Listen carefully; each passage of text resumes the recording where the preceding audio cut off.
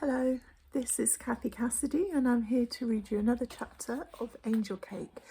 And today it's chapter 21. So if you remember, in the last chapter, Anya and Dan and the little ones had all been into Liverpool to see Santa at his grotto, and on the way back to catch the bus, they accidentally bumped into Dan's dad, and that kind of resulted in a pretty dramatic kind of exchange of views, and yeah, a bit scary. So we will carry on from there, and I'm going to show you the picture at the top of chapter 21, which is a wheelie bin that's full of Christmas decorations. So you'll find out what that means.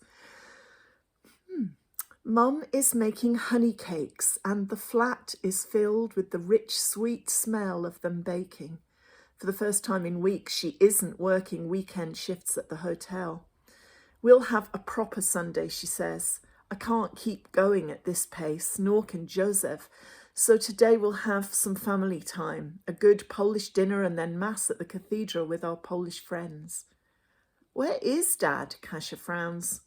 My little sister looks tired too. Her cheeks are pink and her eyes are huge and shadowed. I think Mum's right. We all need some family time, some chill out. Joseph will be back soon, Mum says, with a special surprise. After Friday night, when Dan, Ben and Nate saw their dad with another woman, it seems especially important that my family at least are together today. I don't think I ever realised before how fragile a family can be. I don't know what happened on Friday after Dan, Nate and Ben got home, but I don't think it was good. I held Dan's hand tightly all the way home on the bus. I could feel him hurting, and Ben and Nate too. Kasia and I went along to the cafe first thing on Saturday, but the sign said closed. And Ringo was on the doorstep wondering aloud what might have happened. I wondered too. Girls, don't look so sad, Mum says now, lifting the honey cakes out of the oven and setting them down to cool. No use worrying. Come, both of you, and see what's arrived in yesterday's post. She brings out a large parcel layered with brown paper and decorated with Polish stamps and postmarks. It's Gran's writing, I say, for us. Christmas presents, Kasia squeals. We tear off the brown paper to reveal a cardboard box filled with scrunched up newspaper packed in tight as if to protect something. Mum fishes two small presents out from the packing, wrapped in red crepe paper and tied with ribbons, one labelled for me and one for Kasia. We haven't even got a tree to put them under, Kasia sighs. What else is in there? Mum lifts out the last of the packaging and Kasia's eyes grow round. The Christmas castle, she breathes. Inside the box is an old tin castle Dad made years ago in Krakow when I was little. It's the Szopka castle, traditional to Krakow, with turrets and towers and little domed roofs, intricate and beautiful. The tin has been shaped and scored and patterned, the whole thing painted with bright, rich colours.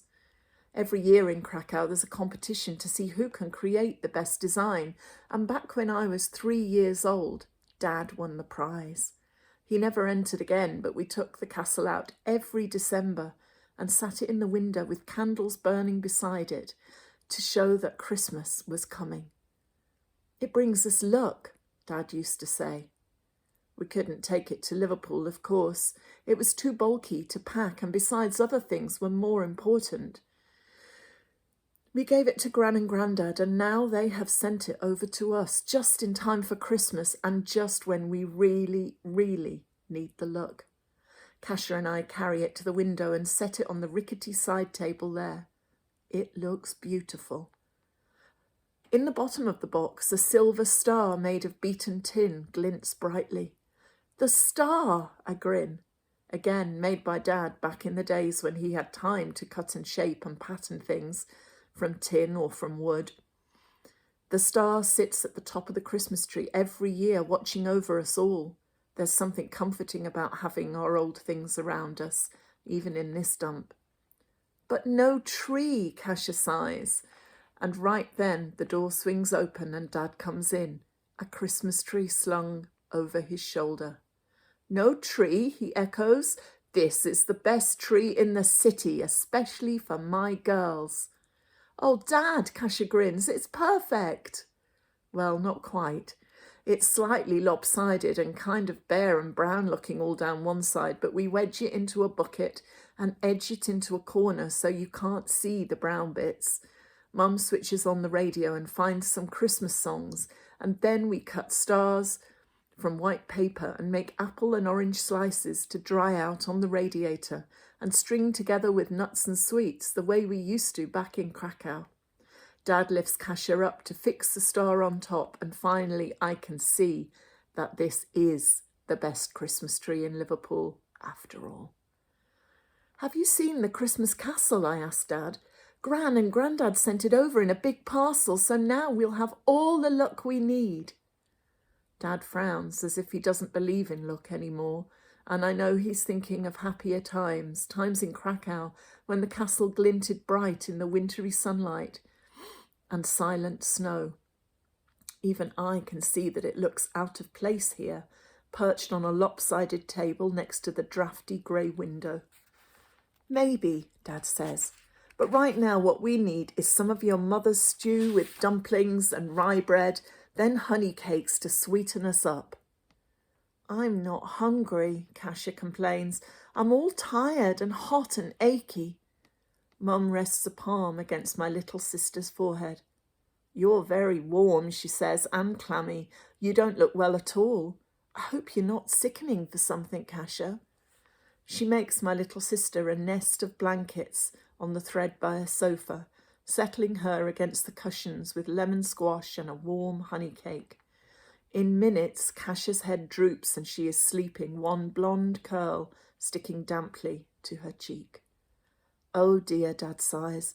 I was hoping we could eat and then take a walk up to the cathedral, catch up with our Polish friends. Perhaps one of them might help with the business. A small loan, perhaps, just to tide us over. Most of Dad's contacts from the Polish Mass at the cathedral are struggling just as much as we are, but I don't say that. If Dad is desperate enough to be asking acquaintances for a loan, things must be bad. Well, we'll eat anyway, Mum says. Perhaps Kasia just needs a rest. Mum is dishing out stew and dumplings when the doorbell rings. It's Dan. He looks even worse than Kasia, as though he's been up all night, and maybe the night before that too. He's forgotten to put on a jacket and his eyes seem shadowed and dull. He's gone, Dan blurts out. This morning he packed his bags and moved out to be with her. My dad's gone, Anya. And it's all my fault. It doesn't matter how many times we tell Dan he's not to blame. He's just not listening. If I hadn't got angry, he argues, if I hadn't yelled and told him to get lost. You were upset, I tell him. Anyone would be angry, Dan. I made everything worse, he sighs. I always do. I should have told Ben and Nate to stay quiet, forget what we saw. Maybe then things wouldn't have gone crazy. Dan is sitting at the table with us, staring down into his stew. I don't think so, Dad says. Keeping quiet would not have made this go away. Sooner or later, the truth always comes out. I'm worried about Mum, Dan says. She didn't open the cafe yesterday, but today she was down there before 9, even though it's a Saturday. She opened up and a couple of people wandered in, but it's no use. She's acting crazy. She took all of the presents out of the window display and dumped them in the wheelie bin out back, pulled down the tinsel and the lights. It's a mess. And now she keeps putting sad songs on the CD player and crying into the cake mix. I see, Dad frowns. That is not good. She needs a friend, Mum says briskly, clearing away the dishes. She has been so good to Anya and Kasia, making them welcome at the cafe after school. Now she needs our support in turn.